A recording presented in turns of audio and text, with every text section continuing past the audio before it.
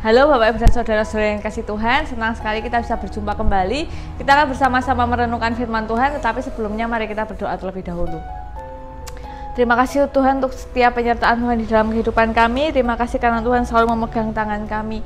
Dan jika sebentar kami akan bersama-sama merenungkan firman Tuhan, kiranya Tuhan menolong kami supaya kami dapat semakin mengerti pertolongan dan kehendak Tuhan di dalam kehidupan kami. Terima kasih ya Tuhan, di dalam nama Tuhan Yesus kami berdoa, haleluya, amin. Bacaan kita pada hari ini berdasarkan Kejadian pasal 37 ayat yang pertama hingga ayat yang ke-8.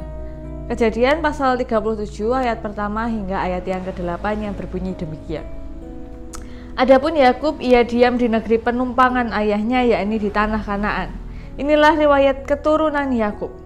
Yusuf tatkala berumur 17 tahun, jadi masih muda, biasa menggembalakan kambing domba bersama-sama dengan saudara-saudaranya, anak-anak Bilha dan Zilpa, kedua istri ayahnya. Dan Yusuf menyampaikan kepada ayahnya kabar tentang kejahatan saudara-saudaranya. Israel lebih mengasihi Yusuf dari semua anaknya yang lain, sebab Yusuf itulah anaknya yang lahir pada masa tuanya. Dan ia menyuruh membuat jubah yang maha indah bagi dia. Setelah dilihat oleh saudara-saudaranya bahwa ayahnya lebih mengasihi Yusuf dari semua saudaranya, maka bencilah mereka itu kepadanya dan tidak mau menyapanya dengan ramah. Pada suatu kali bermimpilah Yusuf, lalu mimpinya itu diceritakannya kepada saudara-saudaranya. Sebab itulah mereka lebih benci lagi kepadanya. Karena katanya kepada mereka, "Coba dengarkan mimpi yang kumimpikan ini. Tampak kita sedang di ladang mengikat berkas-berkas gandum, lalu bangkitlah berkasku dan tegak berdiri. Kemudian datanglah berkas-berkas kamu sekalian mengelilingi dan sujud menyembah kepada berkasku itu." Lalu saudara-saudaranya berkata kepadanya, "Apakah engkau ingin menjadi raja atas kami? Apakah engkau ingin berkuasa atas kami?" Jadi makin bencilah mereka kepadanya karena mimpinya dan karena perkataannya itu. Demikian pembacaan firman Tuhan pada hari ini. Sungguh berbahagia kita yang diberikan kesempatan untuk mendengarkan, merenungkan, memelihara, dan bahkan diberikan kekuatan untuk melaksanakan di dalam kehidupan sehari-hari. Bapak, Ibu, dan saudara-saudari yang dikasihi Tuhan, Bapak, Ibu, saya yakin bahwa setiap dari kita pasti pernah memiliki konflik dengan orang lain. Entah yang konflik ringan ataupun konflik yang cukup berat. Mungkin ada masalah yang kecil, tapi mungkin ada masalah yang berlarut-larut. Persoalannya adalah setiap masalah, setiap konflik selalu ada pemicunya. Jadi selalu ada konflik pertama. Baru nanti kalau terjadi lagi gesekan, ya mungkin konflik kedua, ketiga, keempat, kelima, dan seterusnya. Tapi selalu ada yang pertama, konflik pertama. Nah, kalau kita perhatikan, ketika konflik pertama tidak diselesaikan dengan baik, maka keberadaan konflik pertama ini akan berpengaruh jika ada konflik yang kedua. Jadi misalnya kita pernah merasa kecewa karena misalnya janjian sama orang, janjian jam 4 tapi datangnya jam 5. Kan kita sudah jengkel nih, menunggu 1 jam itu kan melelahkan ya, membuat orang lain menunggu, padahal janjiannya jam berapa, tidak ada konfirmasi. Lalu kan kita membuang waktu yang berharga untuk sia-sia kan. Kalau ketemu aja nggak apa-apa, kan 1 jam molor itu kan menjengkelkan. Nah, setelah molor begitu tidak ada permintaan maaf dan lain-lain. Nah, ya sudahlah, tidak diselesaikan, dianggap ya sudahlah. Lalu berikutnya bertemu lagi dan kemudian ada lagi terlambat. Nah, maka akan sangat marah. Kowe wingi tak enteni ngene. Apalagi kalau itu terjadi berulang-ulang. Kenapa begitu? Bukan karena kebiasaannya, tetapi karena konflik pertama tidak diselesaikan dengan baik. Maka timbul yang namanya akar kepahitan. Itu tadi kalau masalahnya sebatas terlambat. Tapi kan sebenarnya masalah kecil-kecil itu kan kata peribahasa kita sedikit demi sedikit lama-lama menjadi bukit. Jadi masalah, kekhawatiran, uang dan lain-lain, pokoknya semua itu kalau ditimbun lama-lama akan menjadi banyak. Nah, di ayat yang barusan kita baca, kita melihat akar kepahitan yang dialami oleh saudara-saudara Yusuf. Sejak dari awal, saudara-saudaranya ini melihat bahwa ayahnya ini lebih mengasihi Yusuf, dan kemudian karena merasa begitu, maka ketika mereka melakukan sesuatu tugas dari ayahnya, akan timbul rasa malas-malasan. Jadi misalnya punya anak banyak nih, terus yang satu yang disayang. Nah, biasanya kalau ada anak yang terfavorit begitu, maka setiap perilakunya itu mendapat pujian. Jadi misalnya ada anak yang sangat disayang, itu naik ranking jadi ranking 3. Nah, anak lain itu ya disayang, tapi paling sayang yang tadi naik ranking jadi ranking 1. Pujiannya berbeda ya, karena kan yang ini nilainya dari ranking 10 ke ranking 3 itu kan tinggi. Kalau kamu kan dari ranking 2 jadi ranking 1 kan ya memang kamu dari awal memang pinter lah, tapi saudaramu ini berjuang dan lain-lain. Nah, sadar atau tidak sadar, apa yang dilakukan oleh Yakub, apa yang dilakukan cara membesarkan dan lain-lain ini menimbulkan akar kepahitan bagi anak-anaknya. Apalagi mereka ini kan beda-beda ibu, dan ibu yang istrinya ini kan tentu mengasihinya Yakub ini tidak mungkin sama. Kalau kita mengingatkan Yakub itu pengennya Rahel, tapi dikasih Lea dulu, ini kan sudah bermasalah ya. Dan mereka dikasih juga hambanya gitu. Nah, jadi otomatis yang paling disayang kan ada. Nah, ini berlangsung terus menerus. Persoalannya adalah memang kita tahu bahwa manusia itu terbatas. Yang paling gampang ya Bapak Ibu punya kue, punya roti, bentuknya lingkaran, lalu sudah dipenggaris dan lain-lain. Apakah mungkin kita ini bisa memotong dengan sama rata, sama besar, sama bentuknya? Roti loh, itu baru persoalan motong roti. Manusia itu sangat terbatas. Motong roti simetris sama persis saja nggak bisa. Coba Bapak Ibu, pasti kan nanti ada perintil-perintilnya begitu kan tetap beda. Nah, ini baru persoalan memotong roti. Nah, apakah manusia bisa mengasihi semua orang dalam satu golongan itu dengan sama? Misalnya, yang punya teman berlima begitu. Jadi apakah satu orang bisa mengasihi 4 itu dengan rata? Kalau Bapak Ibu lihat ada peer group jalan 4 anak itu sering-seringnya berdua-dua. Ya karena memang ada kedekatan yang khusus. Atau Bapak Ibu punya anak 3. Memang pasti bilangnya sayang semuanya, tetapi ada satu mungkin yang berbeda, entah di bidang apapun. Ini adalah hal yang hal yang tidak bisa dihindari karena manusia ini terbatas. Nah, ini juga yang terjadi pada Yakub dan anak-anaknya saat itu. Persoalannya adalah akar kepahitan ini tidak pernah diselesaikan.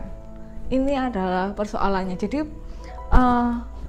keterbatasan itu, kekurangan itu tidak diakui, dan kemarahan itu tidak dikomunikasikan dengan baik.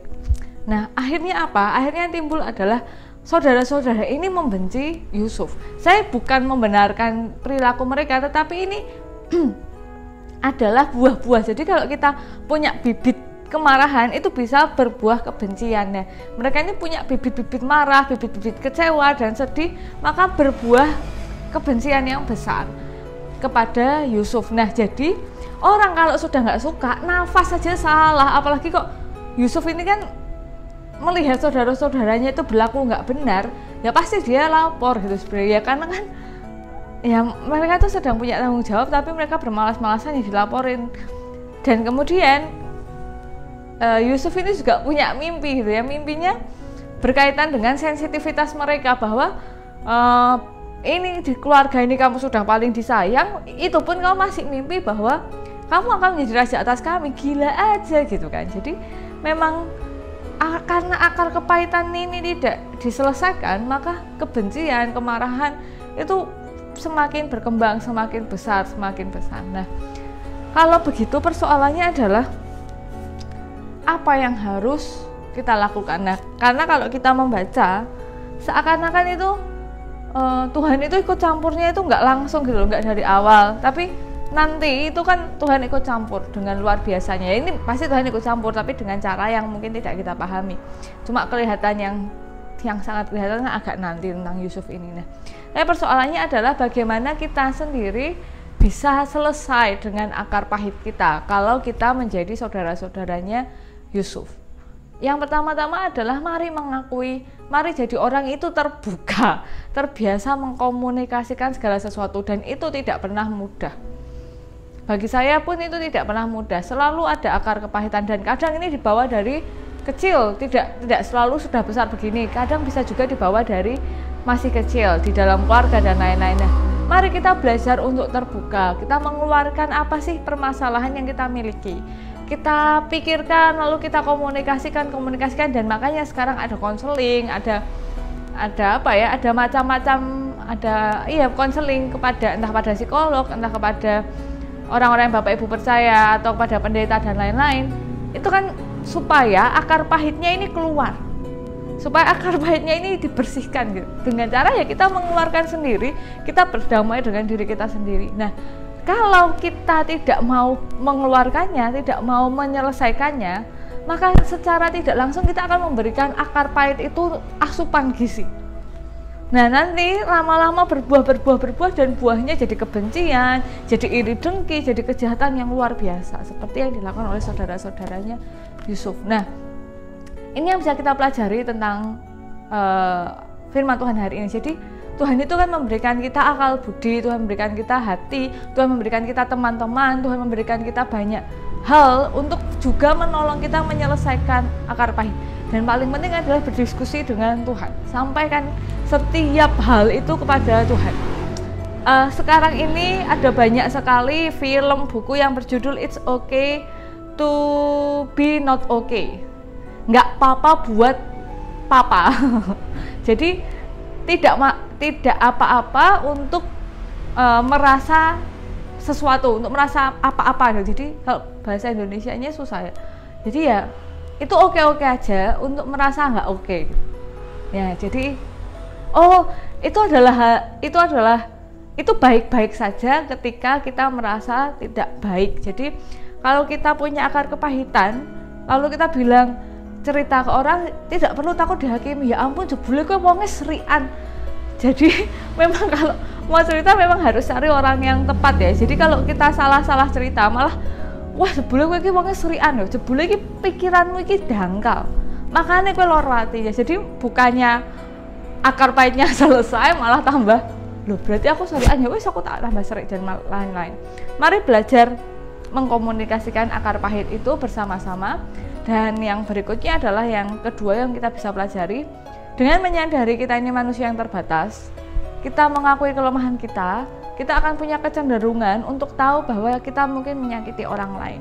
Kayak tadi Yakub itu pasti nggak ada niatan untuk pilih kasih kepada anak-anaknya. Yakub itu pasti nggak merencanakan untuk melukai anak-anaknya. Tapi untuk mengkomunikasikan keterbatasan adalah hal yang baik. Untuk berdialog dengan orang terdekat, berkomunikasi dengan orang terdekat adalah hal yang baik. Kenapa? Karena kita nggak tahu, jangan-jangan mereka menyimpan kemarahan kepada kita karena perilaku kita yang tidak kita sadari.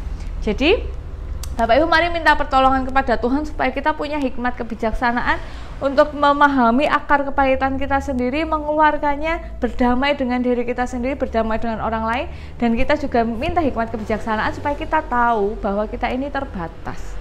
Mari kita berdoa. Terima kasih ya Tuhan untuk setiap hal yang Tuhan berikan kepada kami, dan sungguh kami memohon ampun karena dalam kasih Tuhan, karena dalam kami merespon kebaikan Tuhan, kami melakukan hal-hal yang tidak seturut dengan kehendak Tuhan. Dan jika kami akan melanjutkan aktivitas kami, kiranya Tuhan menolong kami, memegang tangan kami, supaya kami berjalan bersama dengan Tuhan dalam pikiran, perkataan, dan perbuatan kami seturut dengan kehendak Tuhan. Terima kasih ya Tuhan, dalam nama Tuhan Yesus kami berdoa, haleluya, amin. Ya, demikian yang dapat saya sampaikan, kiranya bermanfaat bagi kita semua, dan ini tentu pengingat juga bagi diri saya sendiri. Selamat beraktivitas, Tuhan memberkati kita semua, sampai jumpa.